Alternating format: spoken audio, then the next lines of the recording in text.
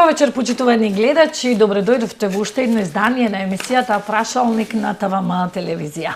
Оваа емисија ја посветуваме на инфраструктурата, патна, комунална, водоводна инфраструктура, предизвици и проблеми во општина Охрид. Наши ваш гостин е Љупчо Таневски од секторот за комунални дејности. Добро вечер, Таневски, добро ни дојдовте. Добро вечер, добро ви најдов, ви благодарам на поканата. Ми представува задоволство да ги елаборираме проблемите и предизвиците на општина Охрид за тековната и следните години што ни предстојат. Вам ви благодариме на издвоеното време.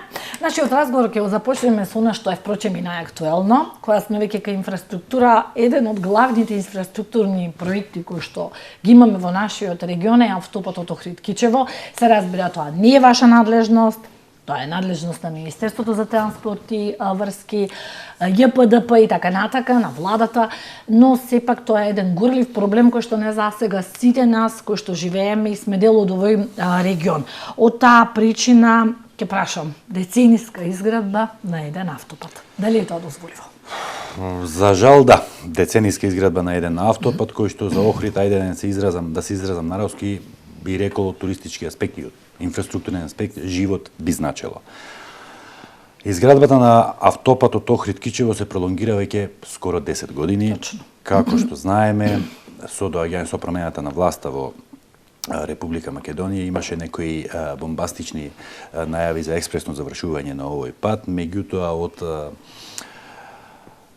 од промената на власта до сега, освен изјави и еден голем анекс кон договорот и сите оние најави за промашени траси, промашени проекти, не видовме ништо. Јас да бидам искрен и како еден од вработените во секторот за комунални дејности, сообраќај и улици при општина Охрид, не ми е срам да кажам пред граѓаните дека ние како општина и не знаеме во која фаза се наоѓа изградбата на автопатот, а за жал мислам дека и надлежните институции, оние што ги споменавте, Министерство за транспорт и владата на Република Македонија, не знаат до која фаза од изградбата се. Освен, како што кажав и на почетокот во мојот вовед, освен бомбастичните изјави и најави дека автопатот ќе биде завршен до 31.12.23, дека оваа делница ќе биде завршена до 22. Ништо не се случува.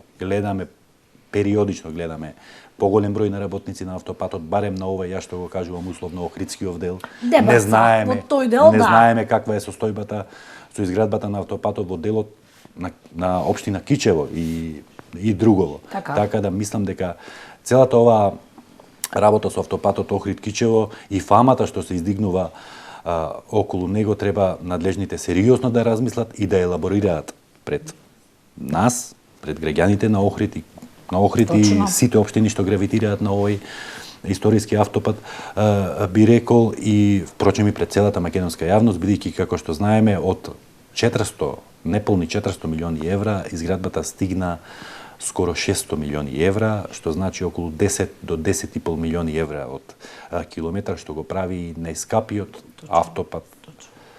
Како што милуваат охриѓани да кажат автопат во најава. Значи, на крајот нема ни да знаеме дали ќе биде автопат или експресен пат или брз пат, со оглед на проблемите кои што не биле воочени од самиот почеток и во сите фази на изградбата. За тие проблеми ќе зборуваме сега во следните минути, но пред тоа сакам да ги погледнеме изјавите на дел од експертите по градежништво и по градење на патишта кои што беа овде во Охрид неодамна, впрочем минатата недела и се одржа првата конференција за патишта организирана од страна на владата. Да погледнеме дел од нивните изјави во кои што се кажуваат и пропустите направени со проектите од типот проблеми со земјиштето, свлечишта и така натака. Па ќе продолжиме со нашата емисија.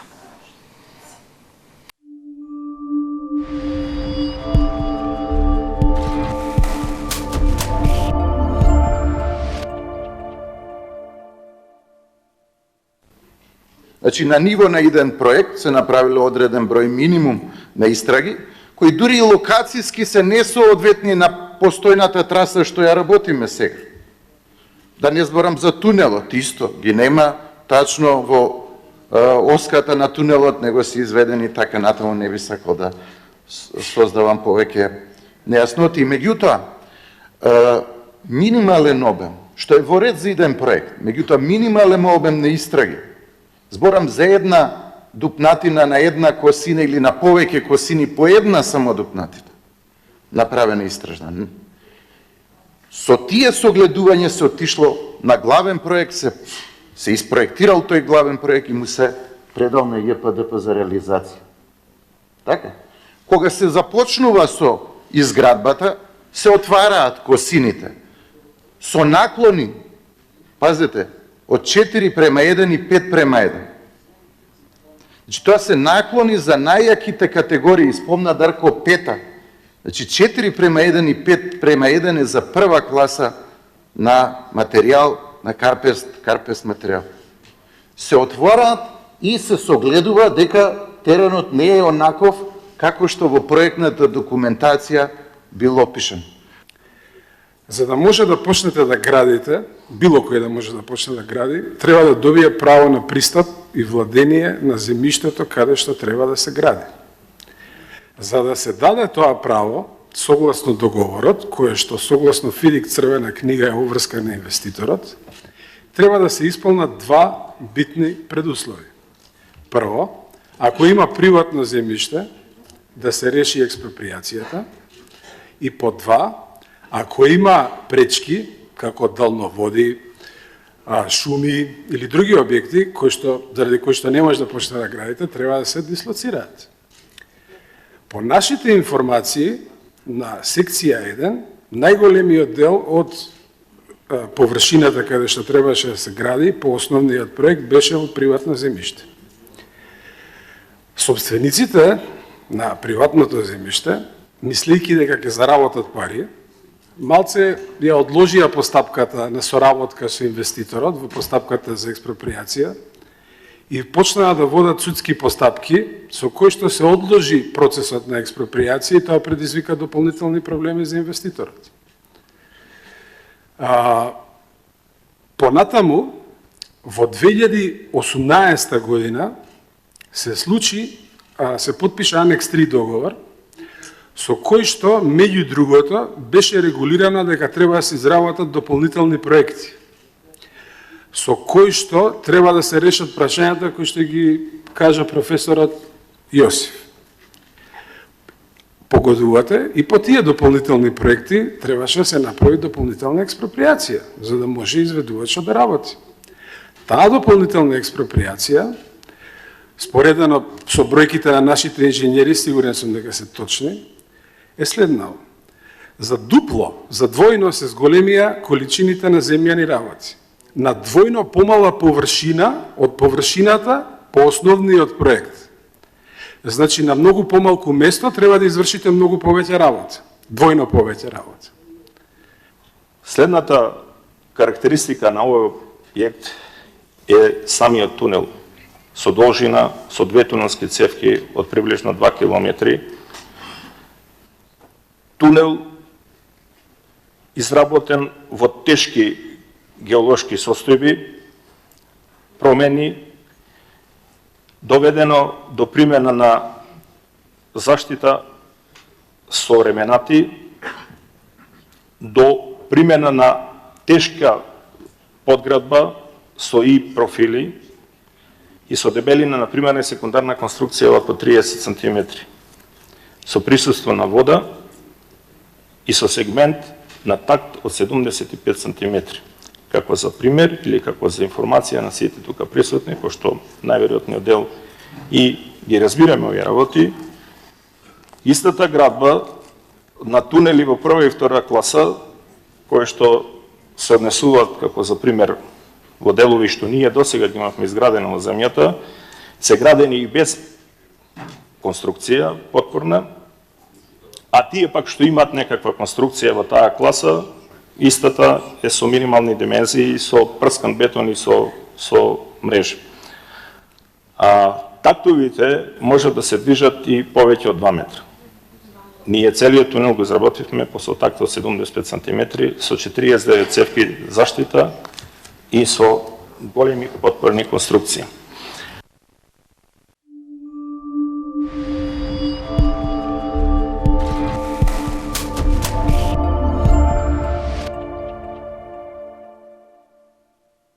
Тоа беа изјавите на дел од експертите.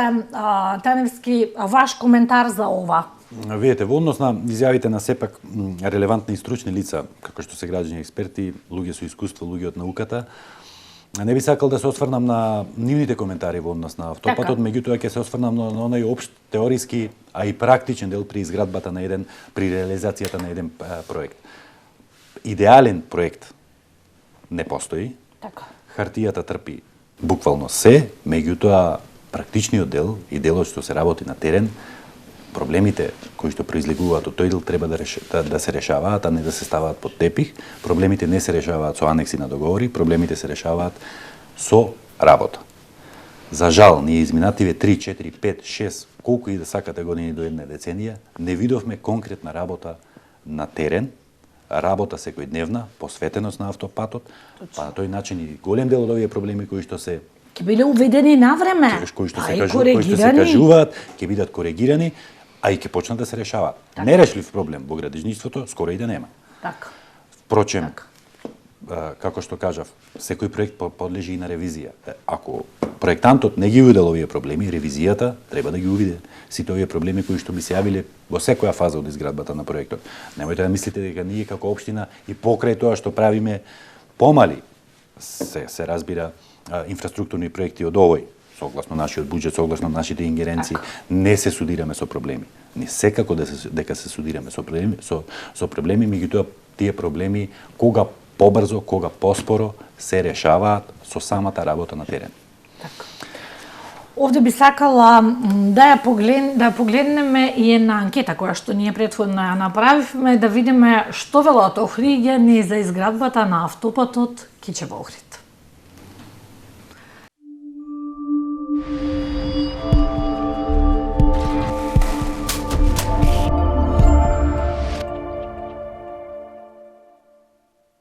Мислам дека е премногу.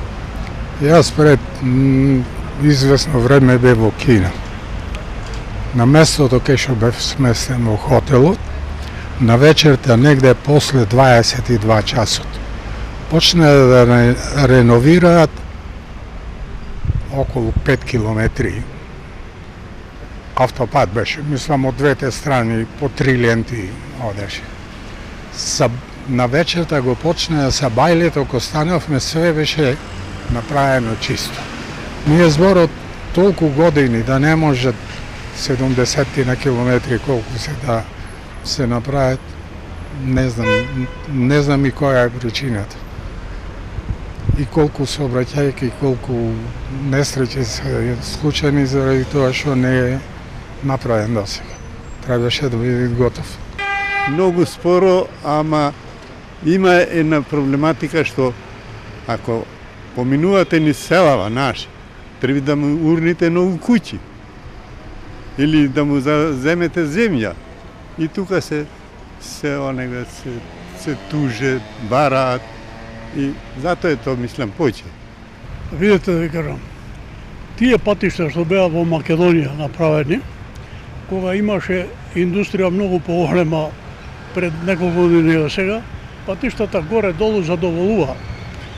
Сега, слушам многу дискусии, од еден професор го прифаќам тоа од Бито Трајковски, мислам се викаше, не знам, Дејан. Нас сега ни треба инвестиции во енергетика. Хидроцентрали, фотоволтаци, тоа најбитното ни беше. Автопатиштата моја покасно да се направат. Не да не се направат, али подоцна. Али овој патов, Кичево што го спомнате, Охрид, баш пред некој ден бев таму. Ја мислам дека уште 5 години не ќе се направат. Вака како што е со ова темпо, уште 5 години.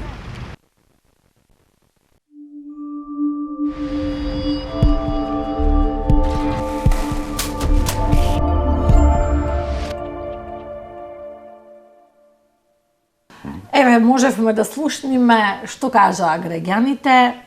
Значи, речи си, и никој не верува дека патот не само што нема да биде готов до крајот на година, едноставно на теренот се гледа дека тоа е невозможно, туку никој не верува дека тој ќе биде готов и во следните месеци. Владата му најави на Синохидро дека доколку до 31 декември не го изгради патот, ќе им биде раскинат договорот и ќе следи ревизија. Што значи тоа ревизија? Што може да очекуваме ние од таа ревизија? И кој ќе ги плати овие штети уствари кои што се случуваат? Да бидам искрен, јас сега зборувам во свое лично име, во ништо од ова што се зборува не верувам.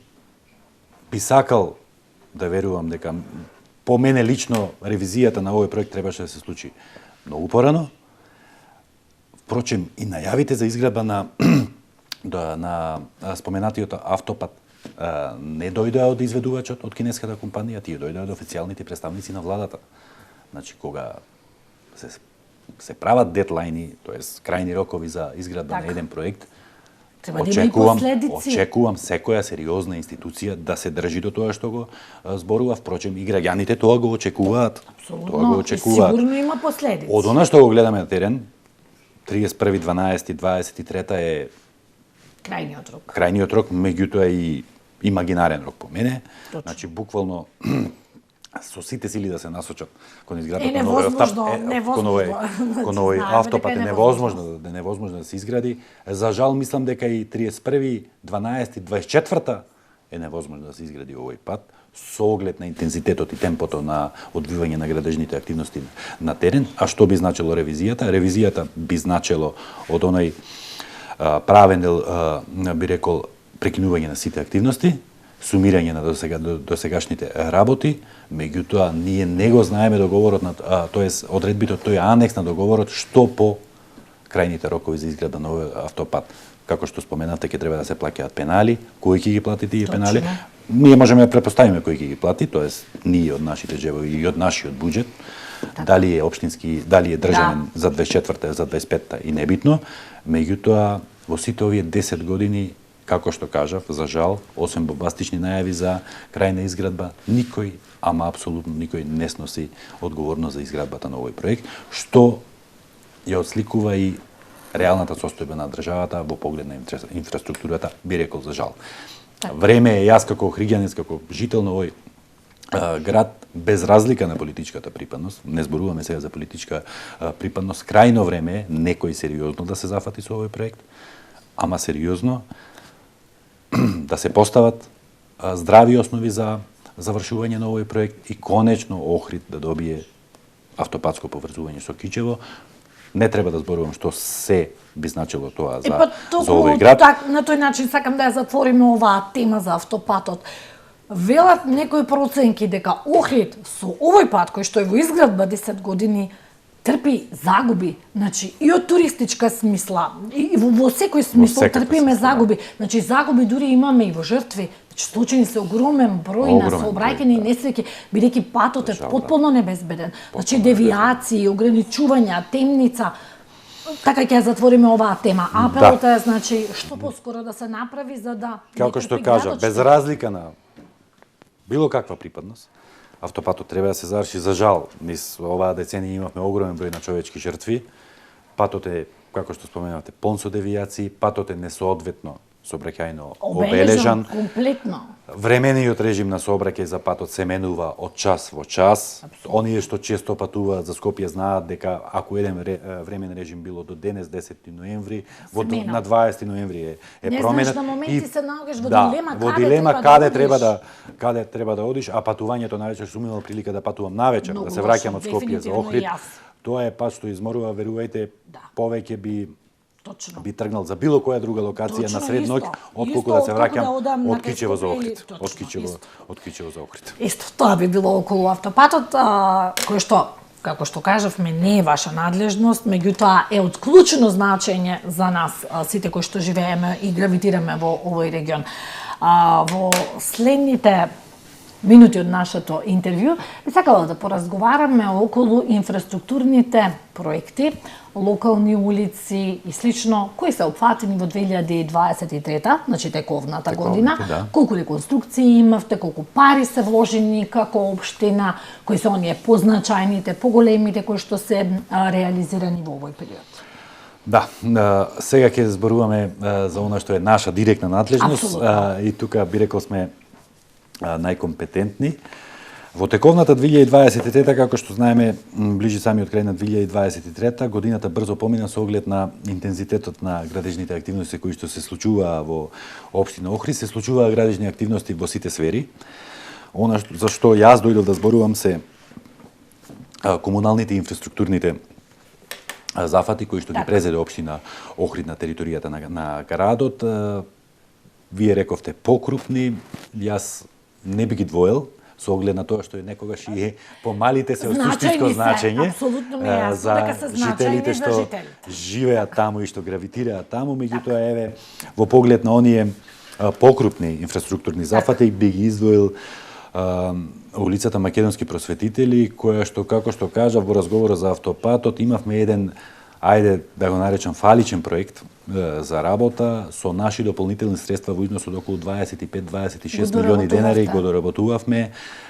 Буквално ја сменавме целата комунална инфраструктура под улицата, значи атмосферска, фекална канализација и водоводи во 3 фази. Не беше предвидено јавно осветлување, зашто потрошивме 3,5 милиони денари дополнително во проектот. Во моментов се работи на оние триаголници кај паркинг простора за нивно дооформување. Поставивме заштитна ограда, сообраќајна сигнализација, се со цел, ајде да кажам, да го дотераме тој проект и да личи за парите кои што се потрошија за негова реализација. Знаеме дека тоа беше проект на Министерството за транспорт, меѓутоа колку пари Министерството за транспорт, толку пари вложи и општината за негова, ајде да ги наречеме за дооформување на овој проект. Други поголеми инфраструктурни зафати во општина Охрид се прво би ги издвоил во населбата Гоце Делчев кај Бараки, каде што асфалтиравме 3 улици. Тоа е улицата Момчило Јордановски со комплетно нова атмосферска канализација, која што досега и ја немаше. Улицата Марко Цепенков, улицата што оди од кружното кај Момчило Јордановски до медицински центар, исто така со комплетно нова атмосферска канализација. Марко Цепенков и Момчило Јордановски се поврзаа на една мрежа, со што се реши целото одводнување на улицата, нешто што представуваше долги години и би рекол децении проблем на луѓето што живеат таму, а исто така на оваа територија од градот се асфалтираше пред околу 10 дена и околу 250 до 300 метри на улицата на дел на кракот Момчило Јордановски која што води кон населбата Видобишта, кон Стобекс. Така да би кажал, би рекол дека на овој дел од градот заокруживме една целина со нови улици. Паралелно со тоа се одвива и активности за реконструкција на детското игралиште таму. Кога сме кај детските игралишта, би било несериозно да не споменам дека во овие 24 месеци се изградија и се реконструираа вкупно 14 детски игралишта и повеќе наменски игралишта на територијата на градот. Се изградија 3 комплетно нови, значи се изгради со нова подлога, со времена подлога, она што ја гледаме по сите оние спортски надпревари, каде што се играат во мал фудбал, кошарка, баскет, ракомет и се останато, такви игралишта се во основното училиште Свети Климент Охридски, Братство Единство Лескајца и основното училиште Наум Охридски во подрачното во селото Пештани и уште 11 други на територијата на градот. Тука не застануваме, во 2024 се планирани нови детски игралишта, како со подлоги, така и со нови реквизити, како и санација на постојните во руралните средини. Не ги забораваме руралните средини. Потоа со Центарот за југозападен плански регион се направи еден убав проект за реконструкција на 3 краци на улицата Даме Груев со комплетна нова атмосферска канализација, проект што Општина Охрид го работеше со 40% учество. Вкупната вредност на проектот беше скоро 12 милиони денари, значи скоро 200.000 евра, а од тековните за 2023, оние големи, би ги издвоил реконструкцијата на улицата 7 ноември, потегото Сдружение на возачи до пресекот со улица Егеста, голем, огромен проект, кој што верувате согласно оние испитувања што ги правевме пред да го започнеме овој проект, таа улица е има подеднакво степен на оптеретеност колку и булеварот Туристичка. Дури и во делови од денот и пооптеретена од булеварот Туристичка, така да тоа може да се нарече една од двете или трите главни артерии на градот. Тука гравитираат луѓето што живеат на кај селата Лесковец и Велгошти. Тука се приклучуваме на на регионалниот пат за Ресени Битола, пресечка на таа улица е железничка, која што представува една трансверзала во патниот сообраќај за ван градот Охрид, кон Струга, кон аеродромот и кон меѓународниот пат за Свети Наум, така да тоа е еден од огромните проекти кои што ги започнавме. Новитет во таа улица е што за прв пат ќе се изгради атмосферска канализација, значи ќе има соодветно одводнување на улицата од атмосферските води. Исто така сите овие улици што ги споменав во овие 2 години се започна еден, ајде да наречам нешто што морало да се прави изминатите години, меѓутоа ние го започнавме, тоа е во корелација со кабелските оператори Евана и Телеком, комплетно спуштање на водовите под земја, за да не во минатото ни се случуваше реконструирана улица од пред 2, 3, 5 или 6 месеци, копа повторно, што е трошоци, нервози, што е трошок и улицата кога ќе се ископа нова улица веќе не е нова. Оној термин враќање во првобитна состојба скоро и да не постои, значи новата улица е нова, се има гарантни рокови од 12, 24, 36 месеци за секоја улица соодветно, така да мислам дека тоа и можеби најзначајно како новитет да се спомене што се трудиме на секоја ново изградена улица, а верувајте и успеваме, целокупните водови да се спуштат по земја за да немаме проблеми во иднина. Да, тоа се решава трајно и еднаш за секогаш. И од новите проекти исто значаен проект кој што да речам од 5 жили го се трудевме да го реализираме, тоа е реконструкцијата на улицата Гоце Делчев. Станува збор за проект од 37 милиони денари кои што општина Охрид ги доби од ТАВ програмата. Во првата фаза се реконструира, веќе е започната реконструкцијата од пред околу 1 месец. Значи во првата фаза ќе се реконструира делот од населбата Далјан до пресекот со улицата Махмуд Рифат, а за 2024 веќе е нарачан проект за овој прв дел од улицата кој што е под ингеренции на Министерството за транспорт и врски. Во делот од заштита, во стариот дел на градот.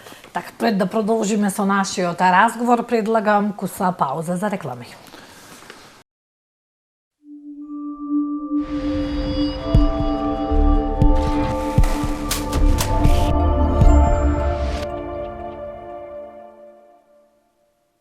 Еве не повторно го продолжуваме нашиот разговор со Љупчо Таневски од секторот за комунални дејности.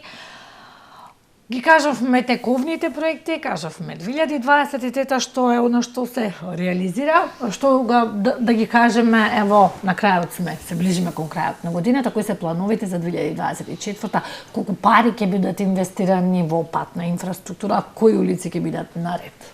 Вака, ова е време, ова е период од годината кога се прават нацрт програмите за 2024, а за месец и пол од сега би се изгласал и буџетот на општина Охрид, со што ќе биде и за окружена на крајна сума за секторот за комунални дејности, сообраќај и улици при општина Охрид. Сега наши планови за 2024, плановите за разлика од 2022 и 2023, за 2024 верувајте се уште поамбициозни. Се надеваме дека во буџетот за 2024 година за секторот од каде што доаѓам ќе бидат издвоени дополнителни средства. Меѓутоа во периодов зад нас го искористивме покрај за градежни активности, го искористивме би рекол и паметно за проектирање. Нарачавме проекти и веќе 11 проекти, тоест 12 проекти за инфраструктурни проекти за град Охрид се во фаза на издадено одобрение за градба или решение за конструкција, за реконструкција. Со тие проекти би се аплицирало во сите републички институции и меѓународни институции, така да спремни сме и условно да кажам и за влечење на пари од од државата и од министерствата соодветно. Тука имаме проекти како и за руралните, така и за градските средини. Немаме само проекти за асфалтирање и реконструкција на улица, имаме проекти и за изградба на нови водоводи, канализации. Меѓутоа, тоа не е нешто што зависи само од нас. Нашата работа е завршена. Изработката на проекти и доведување до фаза на одобрение за градба значи дека сме ја завршиле домашната задача. Оно што треба да се излобира пред републичките и меѓународните институции е добивање на средства за реализација на нови изработени проекти. Конкретно во нашите планови за 2024 година е довршување на првата фаза од улицата Гоце Делчев и отпочнување со градежни активности за втора фаза на Гоце Делчев, значи добивање на дозвола за реконструкција за овој дел од улицата кој што е под заштита на Министерството за транспорт и врски. Тука е значајно да се спомене дека ќе бидат во плановите се и реконструкција на водоводната линија на овој потек, изградба на нова атмосферска канализација, бидејќи старата е дотраена и во најголем дел од улицата нефункционална. Во другите планови секако се разбира дека оние што, ајде да речам, се во завршна фаза, тоа е добивање на дозвола за реконструкција на плоштадот Крушевска република, исто така и катната гаража која што би се градела во централното градско подрачје, а во поглед на водоводи и канализациите покрај работите кои што ги планираме со јавните предпријатија, како што кажав, имаме и проекти спремни за апликација пред републичките институции, со што би се случувале и крупни градежни активности во тој план во градов. Токму катната гаража, сами ја споменавте, тоа е едно од моите следни прашања. Еден проект, капитален, инфраструктурен и многу значаен и многу важен за градот Охрид, бидејќи не само во лето, туку и во овој период од годината ние се соочуваме со недостиг на паркинг. Јас ќе кажам дека кога идев навака во телевизија, дојдов, немаше паркинг и се вратив дома и дојдов пешки. Да. Сакам да кажам дека тоа е, значи, стварно проблем со кој што се соочуваме. Се најавува катна гаража децении наназад и сакам да ве прашам до каде е овој проект. Често слушаме припокувања опозицијата на локално ниво, последно ве обвинува дека не сте направиле ниту еден проект и ја спомна и катната гаража, а од друга страна пак слушаме дека имате кочници. До каде е точно последна информација, ако може? Работа на опозицијата е да критикува, наша работа е да работиме и да го исполниме она што сме го ветиле, дали во предизборна кампања, дали во средби со граѓани и независно како.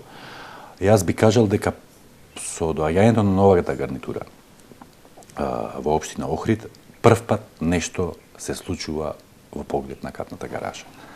Значи, се изработи проект кој што повеќе пати беше враќан од Министерството за транспорт и врски низ во овие изминати 2 години за дообработка, за отстранување на забелешки. Сега се отстранети сите забелешки, во еден период беа 17, после таа бројка се намали, и така натака, да не ме замарам со оние бирократски процедури. Важен проект и реконструкцијата на плоштадот Крушевска република. Да, и тоа е најавено и треба разубавување на вистина на тој дел од градот.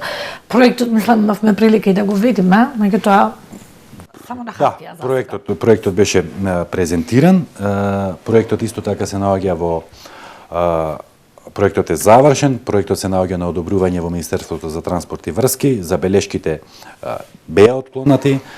Очекувам, ние предвидовме средства во програмата на секторот за 2024 година дека ќе биде изграден. Очекувам по добивањето на соодветната дозвола да отпочне реализацијата и на овој проект. Да не заборавам да напоменам, за изградбата на катна гаража се чека и мислење од комисијата на УНЕСКО. Се уште има тука проблеми. Се уште има тука некои, би рекол, бирократски проблеми, кога ќе бидат сите работи усогласени, очекува Министерство за транспорт и врски да се произнесе по овој проект. Така. Дали ќе ми дозволите поставам едно прашање од граѓани? Да, се разбира. Не едно и повеќе може. Едно имаме прашање од граѓани. Прашуваат за жители на улицата Слава и Планина, луѓе кои што се соочуваат веќе 2 години со поплави во нивните домови, бидејќи имало проблем со одводот и со шахтата на приватен имот, па никој ја затворил и нима испратено голем број на фотографии, снимки кои што имавме прилика да ги видиме, навистина е загрижувачки. Сте биле запознаени со овој проблем, општината ветила и решавање. Дали ќе им го решите овој проблем? Да, ова е проблем повеќе од 2 години, значи проблемов е некаде 2,5 години. Така. Во предизборието беше асфалтиран овој крак на улица Славе Планина, кој што е без одводнување, значи нема атмосферска канализација, а улицата е асфалтирана со обратен пат. Токму затоа се Како е можно асфалтираат. Тоа е привид пропуст. Тоа е сериозен пропуст направен при фаза на асфалтирање, затоа и она што го зборував, значи правењето на асфалтирањето на улица без нејзино одводнување раѓа други проблеми, го решава проблемот со лошата со лошиот пат, со лошиот пристап, меѓутоа создава нови проблеми со атмосферските води, создава проблеми од водоводен аспект, од комунален аспект, од секаков аспект. Ние сме запознати со овој проблем и сме во контакт со луѓето што живеат таму. Се обративме до јавното предпријатие Нискоградба, кој што понуди едно техничко решение. Верувам дека во периодот што следува ќе биде решени и овој проблем и луѓето што живеат на овој дел улицата Славе Планина нема да повеќе да се поплавуваат и нема да се Тоа е многу важно. Со проблемот. Секојдневните проблеми, впрочем, на граѓаните се во некои такви ситни работи и значи често одговарате, по комуникација сте со граѓаните, какви барања ви пристигнуваат, како ги решавате, комплицирани ли проблеми или некојаш едноставни проблеми? Па морам да кажам дека има и едноставни и комплицирани проблеми, има проблеми кои што изминатиот период не се решиле, ајде да кажам, од немарност на локалната администрација, има и проблеми кои што се комплицирани, кои што бараат посветеност, кои што бараат координација со други институции за решавање, меѓутоа верувајте кај нас постојано доаѓаат луѓе, барањата можам да ги наречам и минимални, меѓутоа има максималистички барања. Нема локална самоуправа која што ќе ги реши сите проблеми на граѓаните на било која општина, меѓутоа верувајте, општина Охрид и секторот за комунални дејности се труди проблемите на охриѓани од комунален аспект да ги решава системски, низ институциите на системот. Нема привилегирани, во смисла нема ни граѓани кои што се привилегирани, нема ни области од градот кои што се привилегирани, и центарот, и периферните средини, и руралните средини се од подеднаква важност, секаде живеат луѓе, сите се соочуваат со некаков проблем, се трудиме рамномерно да делуваме на целата територија на градот. Така, ова наше денешно интервју ќе го заокружиме со последната тема, а тоа е патот кон Свети Наум. Еден навистина уште еден голем горлив проблем за охриѓани, значи буквално од сите страни сме отсечени. Ете, последната недела имавме прилика да видиме како власта дојде и го пуштија во употреба патот кон Ќафасен, кој навистина е преубав и значаен за сите нас, за целиот регион. Меѓутоа, патот кон Свети Наум остана истиот со години, со децении, значи тоа е буквално во распаѓање. Имаше еден проект пред години од локалната самоуправа за изградба на експресен пат, па потоа еколозите, УНЕСКО, тоа се стопира. Тоа беше предлог на поранешната влада, би рекол владата на Никола Груевски, кој што знаеме, најде на негодување од страна на еколозите, еколошките организации и луѓето што се занимаваат со заштита на животна средина. Колку биле во право, не знам, не сум стручен. Меѓутоа, она што го предлагаше тогаш владата, го гледаме пракса и во соседството.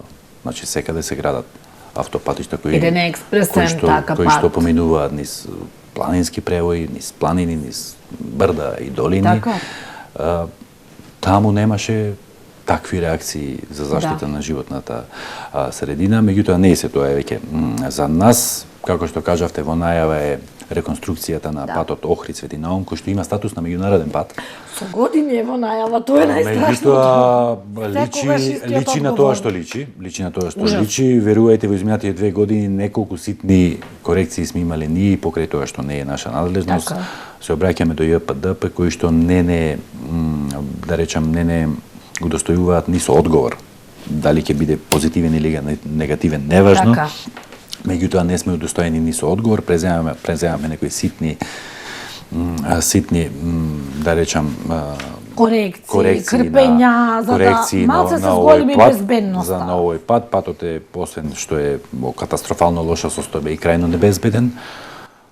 Најавено е почеток на градежни активности не гледаме, барем јас не ги гледам. Да, Најавија дека ќе се пред гради, месец дена, меѓутоа градежни активности нема. Не знам на кој начин планираат да го реконструираат тој пат за 2,5 или 3 години колку беше крајниот рок. Меѓутоа, јас, како што напоменав за автопатот Охрид-Кичево, би сакал најавите на владата да се реализирани и во предвидениот рок да се заврши и овој пат, меѓутоа не на начин како што се заврши автопатот Охрид-Кичево. Овој пат на вистински да се заврши реконструкцијата на овој меѓународен пат Охрид-Кичево. Да, јас за крај нашата емисија ќе завршам со ќе пренесам едно искуство на гости од Полска кои што доаѓаат на еднодневна екскурзија во Охрид од Албанија, патуваат од Драч, стигнуваат во Охрид, шетаат и уживаат во се она што навистина имаме да го понудиме, влегуваат преку ќафаса, тогаш и тој пат не беше реконструиран, шетаат низ Охрид, овие убавини ги гледат и заминуваат преку Свети Наум.